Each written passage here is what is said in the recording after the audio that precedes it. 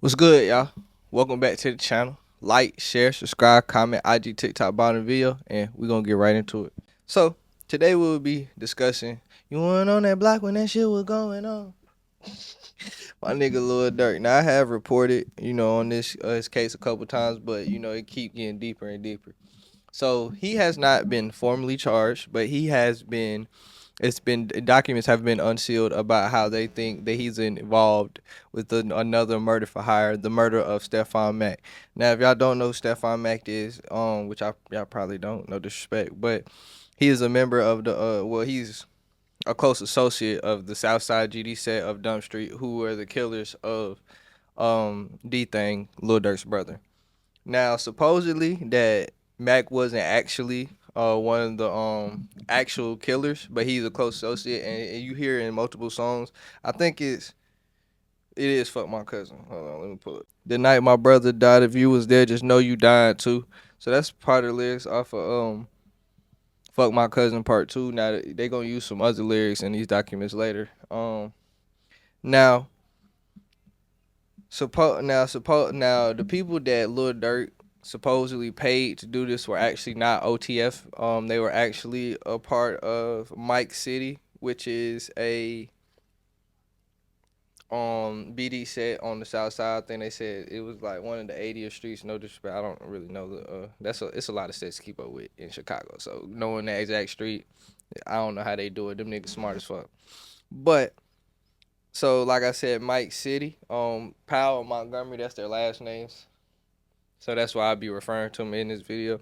So before the murder took place, now I will say this also. Now at the time of death, they thought Mac. Well, I guess it's not really important, but they thought Mac was the suspected leader of the Smashville GD. So okay, so Montgomery from Mike City, like I said, Mike and Powell. Now I think they trying to say Montgomery he had a little rank in this thing, or maybe not.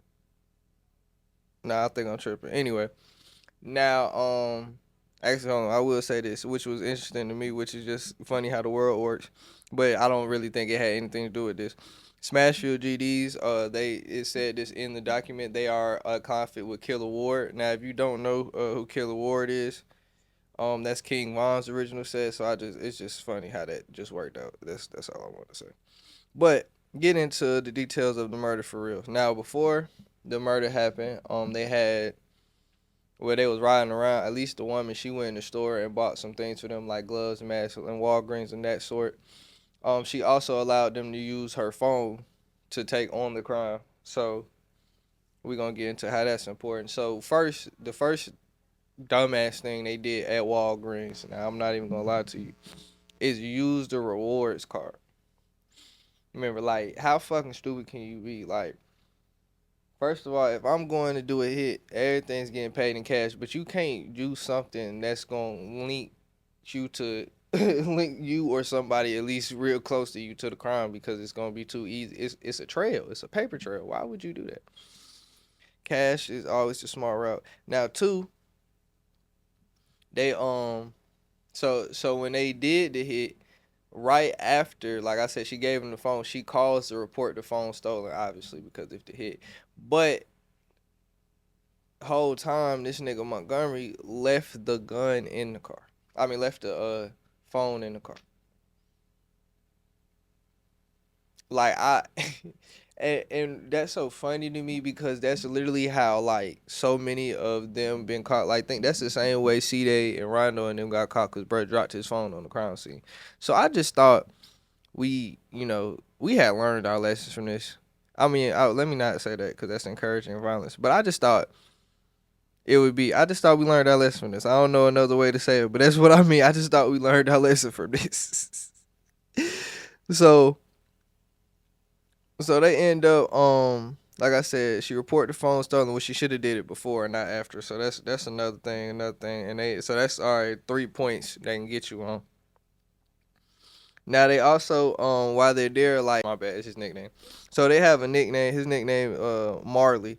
So while Marley, while they're on the scene, they're yelling out.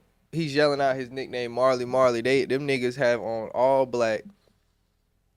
ski mask, all that, but that defeats the purpose when you yell out a nigga name. And I understand they be trying to do the little nickname shit because obviously, like, it's gonna be a little harder for the police to figure out your street name. But if you got any type of snitch, anybody, especially the way Chicago like streets is set up, it's so like it's not.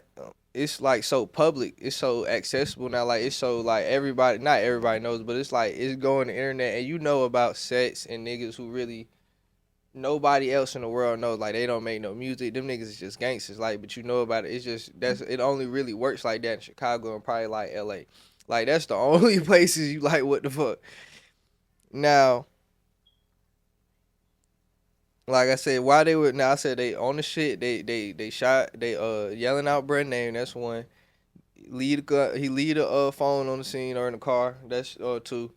Then and the car was stolen. I forgot to say that part. Car was stolen and they shot a security guard in the leg. So they gonna probably get an extra charge for shooting security guard. So that's one thing. Now, as you know, after they do the hit and niggas skirmish out, they go in two different directions. Like I told you, Montgomery leaves the phone in the car. So Powell calls Montgomery, not knowing he leaves the phone, left the phone, just trying to figure out what's going, like where he at and all that. So that's. like I just feel like if anybody knows anything about doing a hit or doing a crime, then they made about 40 cardinal sins like in probably like a 5 to 10 minute span, which is ridiculous. You leave you got a witness one that you didn't kill, a live witness that you shot, so that's probably more reason for them to even get to telling on something that they seen. Two, you leave a phone. Three, you yelling out names. Like it's just not like how the hell do we get here? What they also did stupid was right after they had a text message discussing payment. Now I felt like if you was gonna have this conversation, this is an in person conversation. You don't leave a trail of y'all talking about, and the thing is, okay, so Durk, they're saying this, they're putting together that Durk paid for this. The first thing this nigga come out, the text message was like, "What's up with OTF?" And then he like, "Why Durk ain't trying to send the money?" This nigga saying all kinds of names. He's saying set names. Like, bro, what kind of shit is like? Like I understand being brazen and bold, and I understand that Chicago is like not really great at solving crimes, so they probably didn't think the feds was gonna get involved. But like this is crazy. Like at least it's like at this point it's like did they attempt to cover their tracks or they just like let's kill this nigga and that's it. It just feel like they never attempted to really like get away with this crime. Like I know they probably did, but like a lot of shit they doing it's like did they even try? Okay, and so like I said, they text the message. Then Bruh tells him to work. He waits till the 17th when Dirk come in the city, and then he's posted up with Dirk and shit. And then Bruh texts him like, "Bro, what's up with Dirk and the money? Like he ain't trying to send the money. Did he give you that bread? He like, why you with him? Did he give you that bread? Yada yada yada, all this." So saying names, giving the bread, like he don't directly say yeah he gave it to killers, but like you can paint the damn picture. Also, what was crazy is them, they how they get to taunting niggas on Instagram and they taunt niggas after they die. So they was taunting Mac by saying snowman, like cause he got killed in the snow, like laying I think they said like laying on his back or something like that. But that was information that was never released to the public. So the fact that how he got killed and what position he was in, somebody had to be there, somebody close to you had to be there, information that you just shouldn't know. You feel me? So, and also Mac posted on his Facebook thing, you know how niggas be posting with the songs and shit. Nigga was flexing all this money and then posted the aha lyrics. And like I said, if y'all don't know what aha lyrics that make this shit crazy. My brother D thing just got killed and I've been slow since. But we got back on their ass. I bet they know this. And on bro, I'm speaking facts. This ain't no diss. So just shaking my head, shaking my head, shaking my head. shaking my head, and that's really most of the evidence that's really putting them at the scene and giving that they did this. So, like I said, he's not been formally charged. This is just documents unsealed. So, but he probably soon will get a second murder for hire charge. It's looking like.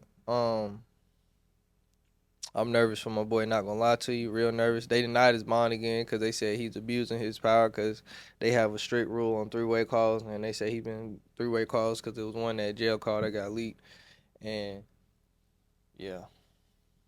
So denied bond.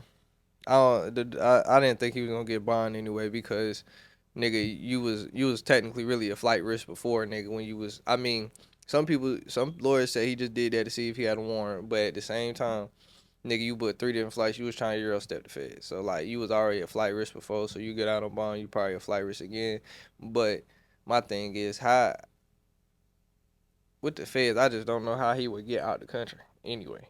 But they got other reasons for the Niners bond. So, it really doesn't matter at this point in time. So,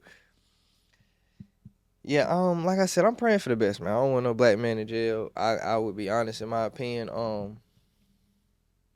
It's not looking good for Durk. I don't think he's beating this because it's like even if you beat one, he got to beat more than one. If they make him, even if he beat one murder for hire, he got to be more than one murder for hire. And with the evidence, even if he beat the first one, because the first one is more predicated, the little pad one is more predicated on a snitch and like somebody talking. It's some evidence, but a lot of it is predicated on somebody talking, but this one is more damning evidence. So like I feel like even if he beat the little pal one, he gonna get caught by this one because the evidence is just damning. Like I told y'all, like whoever the people he hired, he ain't, like I ain't gonna say he ain't do a good job hiring, but he probably should get somebody else to. If he wanted to do this again, he probably should have got somebody else. Cause like I said, it looked like they didn't even try to get away with it. So, like, share, subscribe, comment, IG, TikTok on the video, and